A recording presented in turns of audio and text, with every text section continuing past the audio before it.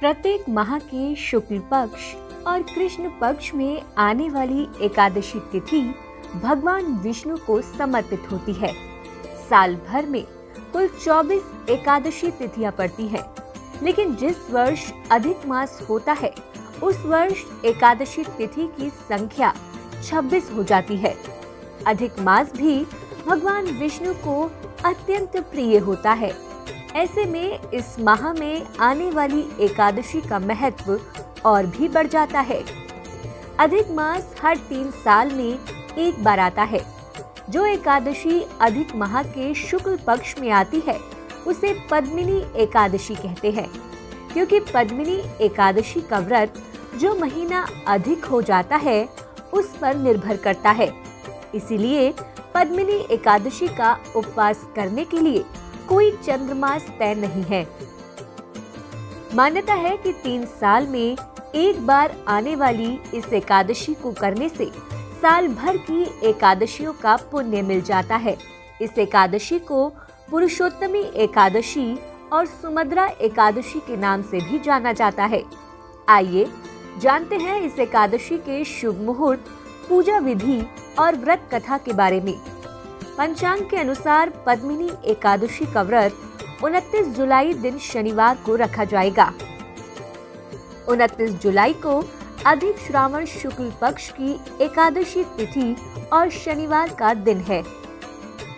एकादशी तिथि 29 जुलाई को दोपहर 1:06 तक रहेगी। 29 जुलाई को सुबह 9:33 तक ब्रह्म योग रहेगा। उसके बाद इंद्र योग लग जाएगा। अगर आपको कोई शांति पूर्वक कार्य करना हो तो ब्रह्म योग में करने से आपको शुभ फलों की प्राप्ति होगी। पूजा का समय 29 जुलाई को सुबह 7:22 से 9:04 तक रहेगा। वहीं पद्मिनी एकादशी के व्रत का पारण समय 30 जुलाई को सुबह 5:41 से 8:24 तक रहेगा।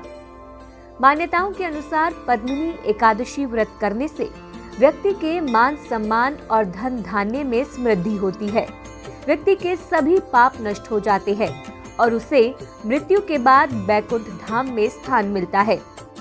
साथ ही कहा जाता है कि इस व्रत को करने से निसंतान दंपति को भी संतान सुख की प्राप्ति हो जाती है। पद्मिनी एकादशी की पूजा विधि इस प्रकार है। इस दिन सुबह जल्दी उठकर पानी में गंगा जल डालकर स्नान करें। इसके बाद साफ कपड़े पहने और व्रत का संकल्प लें। इस बात का ध्यान रखें कि पूजा से पहले ही साफ सफाई कर ले। इसके बाद मंदिर में भगवान विष्णु और माता लक्ष्मी की प्रतिमा या तस्वीर को आसन पर स्थापित करें। इसके बाद भगवान विष्णु को चंदन का तिलक लगाएं, फूलों की माला चढ़ाएं और घी का दीपक जलाएं। भगवान विष्णु की पूजा में उन्हें तुलसी जरूर अर्पित करें।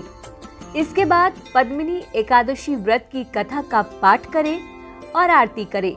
अगले दिन यानी द्वादशी तिथि के दिन स्नान के बाद किसी ब्राह्मण को भोजन कराकर यथासंभव दान दक्षिणा दे और उसके बाद स्वयं भोजन कर व्रत का पारण करे। पुराणों में हर एकादशी व्रत की कथा का वर्णन है। मान्यता है कि पद्मिनी एकादशी व्रत के दिन कथा का श्रवण किए बिना ये व्रत अधूरा है। पौराणिक कथा के अनुसार त्रेता युग में महिष्मतीपुरी के राजा कृतवीर्य अपनी 1000 पत्नियों के साथ रहते थे। राजा का कुल तो बड़ा था, लेकिन उनकी कोई संतान नहीं थी।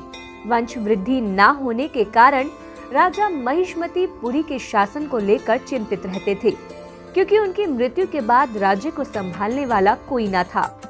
उन्होंने संतान के लिए कई उपाय किए, लेकिन उनके तमाम प्रयास भी विफल हो गए। इसके बाद राजा कृतवीर्य ने वन में तपस्या करने का निर्णय लिया। राजा के साथ उनकी पत्नी पद्मिनी भी वन जाने को तैयार हो गई। दोनों तपस्वी के वेश में गंधमान पर्वत पर तप करने निकल पड़े। तप करते हुए महारानी पद्मिनी और राजा कृतवीर्य को कई साल बीत गए, लेकिन संतान सुख की प्राप्ति नहीं हो पाई। इसके बाद रानी पद्मिनी ने माता अनुसुईया से इसका उपाय पूछा। माता अनुसुईया ने रानी पद्मिनी को बताया कि हर 3 साल में अधिक मास आता है, जो मनोकामना पूर्ति का महीना कहलाता है। अधिक मास के शुक्ल पक्ष की एकादशी व्रत करने से तुम्हारी मनोकामना अवश्य पूर्ण होगी। रानी पद्मिनी ने पूरे विधि विधान से अधिक मास के शुक्ल पक्ष की एकादशी का व्रत पूजन किया। इसके फलस्वरूप विष्णु जी ने उसे संतान सुख का वरदान दिया। कुछ समय बाद राजा कृतवीर्य और पद्मिनी को पुत्र की प्राप्ति हुई, जिसका नाम था कार्तवीर्य अर्जुन। कालांतर में ये बालक बहुत पराक्रमी राजा हुआ। कार्तवीर्य अर्जुन ने रावण को भी युद्ध में धूल चटा दी थी और उसे बंदी भी बना लिया था।